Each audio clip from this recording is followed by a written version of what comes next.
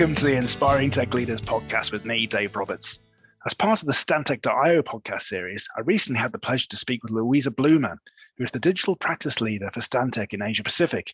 In this episode, Louisa talks about how we're helping clients to smartly navigate the regulatory landscape, gaining approvals and keeping projects moving forward with the use of EnviroExplore. Many thanks again to Stantec for allowing me to share this insightful podcast with the Inspiring Tech Leaders audience. I hope you enjoy this episode.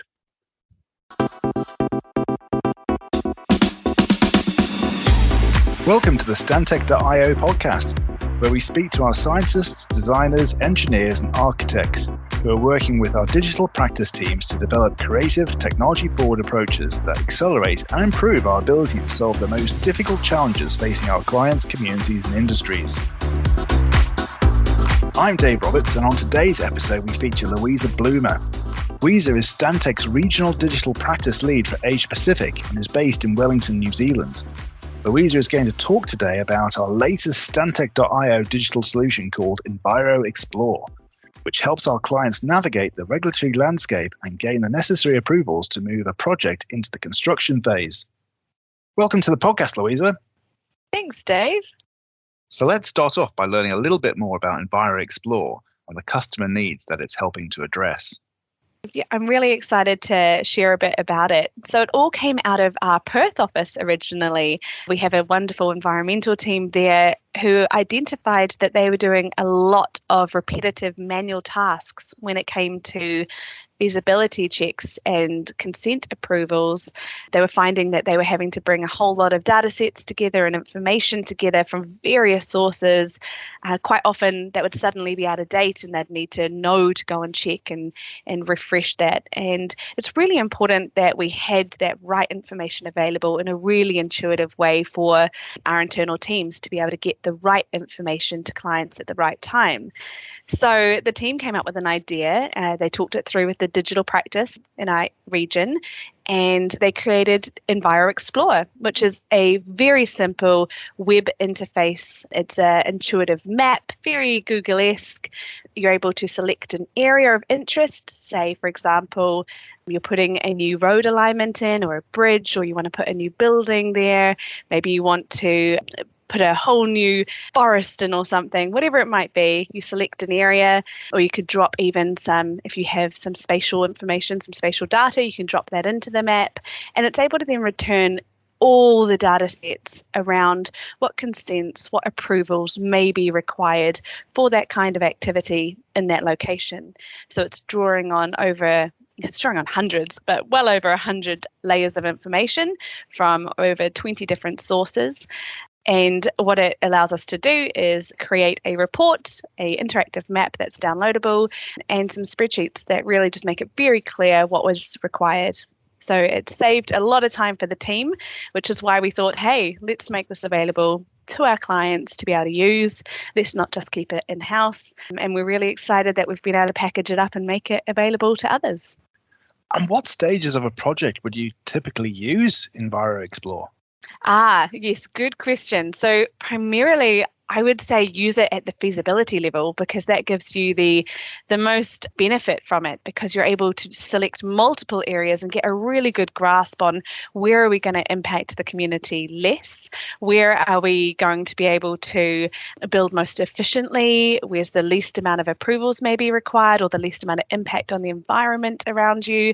So really at that sort of feasibility, pre-feasibility stage is ideal. However, we're also using it in that planning piece, and of course, for approvals, it's key. And how can EnviroExplore help to reduce project risks for clients? Yeah, it's quite important.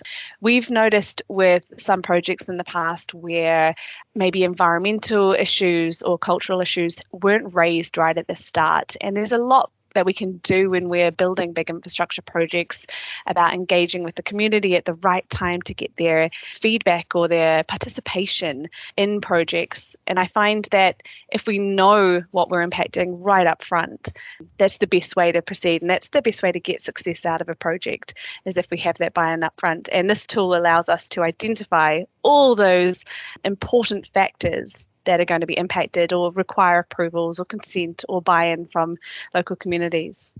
So where is EnviroExplore currently being used, and what are the typical size of projects that would benefit from this innovative solution? Great question. So as I mentioned, we've primarily been using it in Western Australia. So that's really where our projects have been. And they've been primarily from our environmental services group, supporting rehabilitation of land around mining, for example. But as well as that, now we're starting to branch out into more infrastructure projects like bridge feasibility studies or road alignment, even looking into the water space a bit more. So really what we're noticing is it's absolutely able to be used across multiple industries. It's able to draw on all the information you require for whatever infrastructure project you're looking to do. So we find that this is allowing clients actually, because we're able to do it more frequently than maybe doing one manual search of approvals, we're able to do 10 or 20 for different areas. We're able to really ensure that the client is getting the best location for whatever their project is hoping to achieve. So I'm really excited that we're able to now put this in the hands of the client, so they're able to run multiple checks on, what is the best place to put a new pump station? What is the best place to put a new bridge or road alignment? How can we connect this community in the smartest way to another community? And they're able to just check and check and check, get the approvals, understand, what's the least impact to the environment, to people, to surrounding infrastructure, which, it's quite exciting to see actually, and to see our clients get hands-on is always super exciting for us. How would you summarize the value of EnviroExplore then? Yeah, it's a good question. It's quite amazing actually to see the time savings is the big one that I notice. Is even internally, before we made it available to clients externally, internally we noticed the excitement from being able to do something in 20 minutes that used to take, a week or even 2 weeks sometimes if it was a really huge project. So that's really exciting. So we're able to do it much, much quicker than we previously were.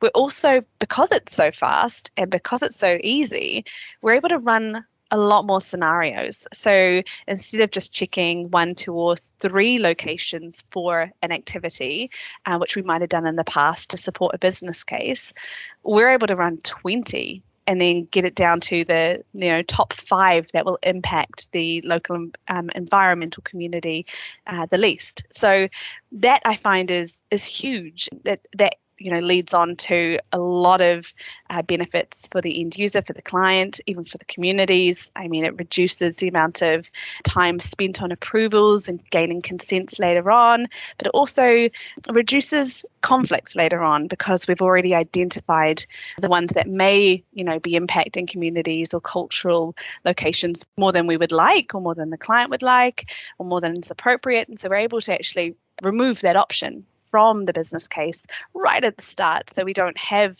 some of those issues arising later on. So a lot of benefits there.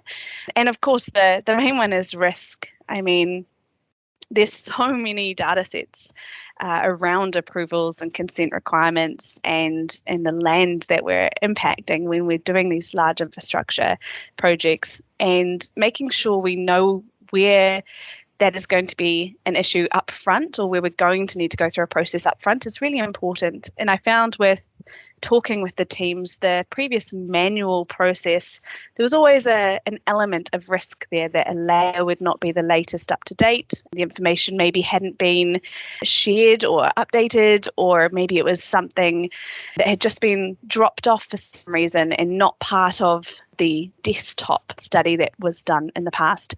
And so being able to have it all automated and have triggers when something isn't running or isn't being updated, or where a data set's not connected to a live feed maybe, that just really limits the risk to the client not having all the information up front.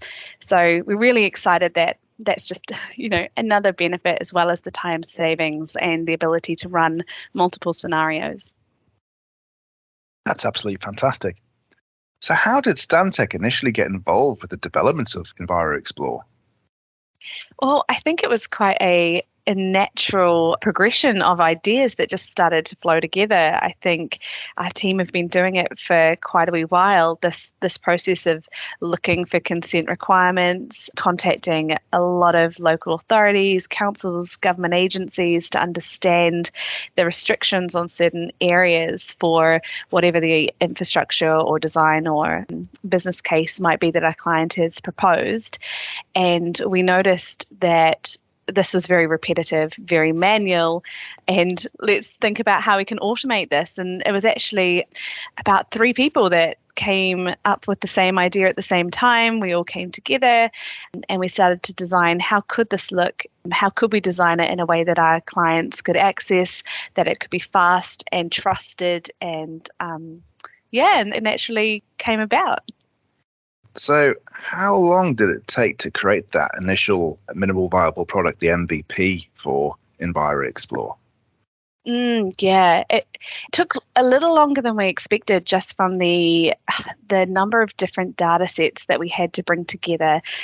I mean, we're talking hundreds of data layers that had to be looked at, had to be understood. Our team had to really get to grips with how frequently these data sets needed to be updated so that our clients could rely on them. We also needed to then build the interface, the environment for the user to be able to interact with and select and pull out the right information. A lot of testing went into it just to make sure that, it was really robust and doing what it was meant to do.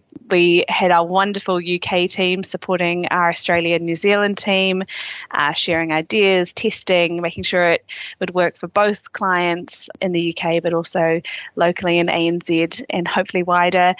So I would say probably around 6 months of back and forth, a lot of work, but we're finally at a point where we're using it quite frequently internally, and I'm really stoked with the outcomes. And what lessons did you learn along the way during the development cycle? Yeah, quite a few, particularly around the data sets. So luckily the team had a lot of experience interacting and engaging with the agencies that held these data sets. And luckily there is some statutory rules around open data. So it was accessible, but understanding how we could get it, especially when it wasn't available as a live data feed, and maybe it was a posted table on a website, that kind of access to the information in an automated way where our tools were able to go to a location, scrape the information and pull it together in a way that could then be embedded into the tool and used by our clients. That took a little bit longer than we anticipated, and I think that's to do with the size, so the number of data sets we needed to look into, but also the variety and ways we have to scrape them on the web and bring them in-house. And if I wanted to learn more about EnviroExplore, what should I do next? Yeah, well, you're most welcome. Anyone's most welcome to get in touch with me, or the best place is always Stantec.io, and you will be able to see all about this tool, but also other products that may be of interest. Fantastic. Well, thank you once again for talking with us today, Louisa, and sharing this fantastic story of innovation with the audience. You're most welcome, and thanks for having me. It's a pleasure to share it. Thank you for listening to the Stantec.io podcast.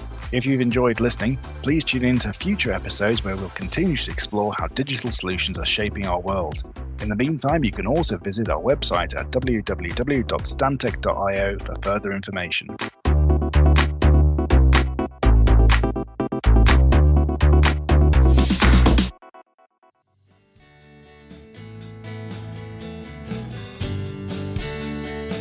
Please remember to subscribe to the podcast and stay tuned for more inspiring tech leaders.